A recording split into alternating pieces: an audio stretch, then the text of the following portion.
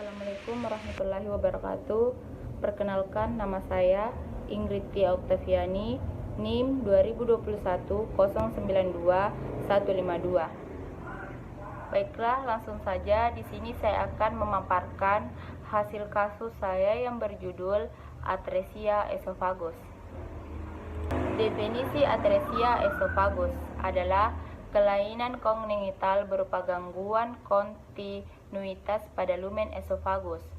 Atresia esophagus dapat disertai dengan fistula tracheoesophagus, yaitu lumen penghubung antara bagian proksimal dan atau distal esophagus dengan jalan nafas atau trakea. Pertama kali diperkenalkan oleh Thomas Gibson pada tahun 1967. Terjadi pada 2.500 sampai 3.000 kelahiran hidup. 2-3 kali lebih sering terjadi pada anak kembar. Nah, di sini angka kejadian atresia esophagus di Amerika Serikat sekitar 1 pada 4.500 kelahiran. Sedangkan di Finlandia memiliki angka kejadian yang tinggi, yaitu 1 pada 2.440 kelahiran. 2,4 atresia esophagus lebih sering terjadi pada laki-laki daripada perempuan. Walaupun beberapa kasus bersifat sporadik, adanya riwayat keluarga dengan atresia esophagus telah dilaporkan. Sekitar 6% bayi dengan atresia esophagus merupakan anak kembar. Orang tua yang memiliki satu bayi dengan atresia esophagus, anak selanjutnya akan berisiko 0,5 sampai 2% memiliki atresia esophagus. Jika lebih satu orang keluarga dengan atresia esophagus, angka risiko memiliki kelainan yang sama, yaitu sekitar 20%. Etiologi atresia esophagus merupakan multifaktorial dan masih belum diketahui dengan jelas. Adanya hubungan atresia esophagus dengan berbagai kelainan bawaan lainnya menunjukkan bahwa lesi ini terjadi akibat adanya gangguan dalam embriogenesis yang penyebab pastinya belum teridentifikasi. Kemudian, gejala umum atresia esophagus.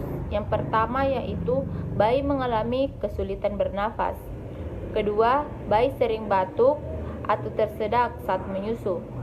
Yang ketiga, ada gelembung putih berbusa yang keluar dari mulut bayi. Kulit bayi berwarna biru, terutama ketika sedang menyusu. Bayi dengan atresia esophagus akan menunjukkan gejala hipersalivasi dan sesak nafas yang ditimbulkan akibat aspirasi pneumonia. Ketika selang gastrik tidak dapat melewati esophagus, maka dapat diduga adanya atresia. Pemeriksaan radiologi memiliki peran penting dalam mendiagnosis atresia esophagus, menegaskan atresia esophagus dengan fistula atau tanpa fistula, dan mendiagnosis anomali lainnya yang terkait dengan faktor 4,5.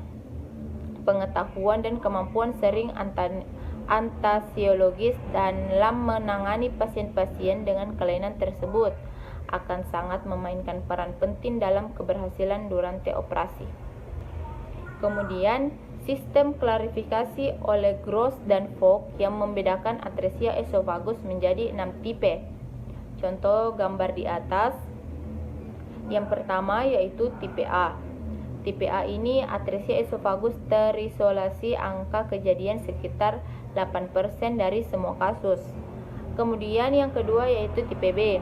Atresia esophagus distal dengan fistula yang menghubungkan bagian proksimal esophagus dengan trakea, atau fistula tracheoesophagus proksimal dengan angka kejadian 0,8%. Kemudian yang ketiga tipe C merupakan tipe yang paling sering terjadi, yaitu sekitar 88,5% sampai 90%, di mana terdapat proksimal atresia esophagus disertai fistula tracheoesophagus di bagian distal. Kemudian keempat yaitu tipe D, atresia esophagus dengan double fistula tracheoesophagus, yaitu di bagian proksimal dan distal esophagus dengan angka kejadian 1,4%. Yang kelima yaitu tipe E, disebut juga tipe H, di mana tidak terdapat atresia esofagus, namun terdapat fistula trakeoesophagus dengan angka kejadian sekitar 4% dari semua kasus. Yang keenam yaitu tipe F, yaitu stenosis esophagus. Penyebab terjadinya atresia esofagus. Yang pertama yaitu usia ayah mempengaruhi terjadinya atresia esofagus. Yang kedua, penggunaan teknologi reproduksi bantuan. Yang ketiga yaitu mengonsumsi obat-obatan. Kemudian pengobatan atresia esofagus. Pengobatan untuk kondisi cacat lahir ini adalah melalui tindakan operasi. Setelah diagnosis dibuat, tindakan operasi diperlukan dengan tujuan menghubungkan kembali dua ujung esofagus sehingga bayi dapat bernapas dan menelan makanan dengan normal. Selain itu, prosedur di atas juga bisa dilakukan jika kerongkongan tidak bekerja cukup baik dan memindahkan makanan ke dalam perut, atau jika makanan yang dicerna di dalam perut terus-menerus bergerak kembali ke esofagus.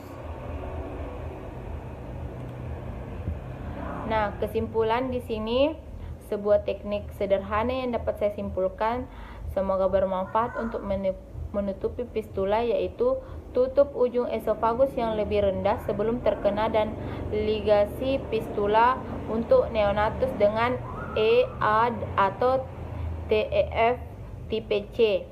Terbukti aman dan efektif, terutama di rumah sakit tanpa bronkoskop fiberoptik anak-anak. Sekian dan terima kasih.